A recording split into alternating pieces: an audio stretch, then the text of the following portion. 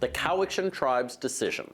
It's a BC Supreme Court ruling recognizing Aboriginal title to about 800 acres of land in the south of Richmond and is causing plenty of debate. Many people are still in the dark, and others are quite alarmed about the situation. That is Richmond Mayor Malcolm Brodie. He sent a letter to about 150 property owners telling them about a meeting on Tuesday where they can learn more about the situation. Property owners like Anna Wojciech, who is alarmed based on what she knows. I was upset. I couldn't stop talking.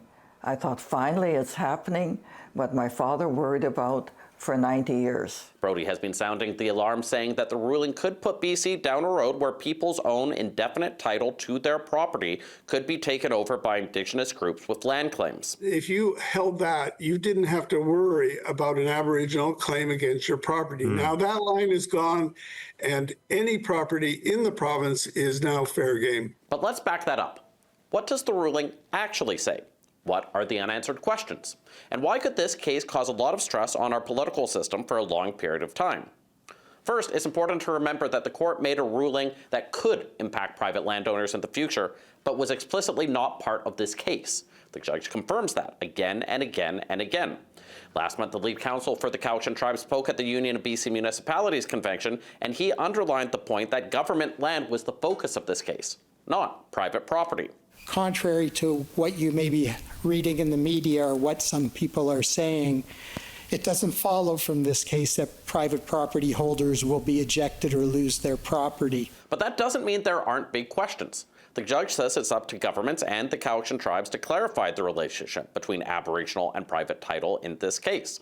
And as BC's former chief negotiator pointed out at that same convention, not everyone is sure that that can work. To my simple mind, it's very hard to see how they can both exist at the same time.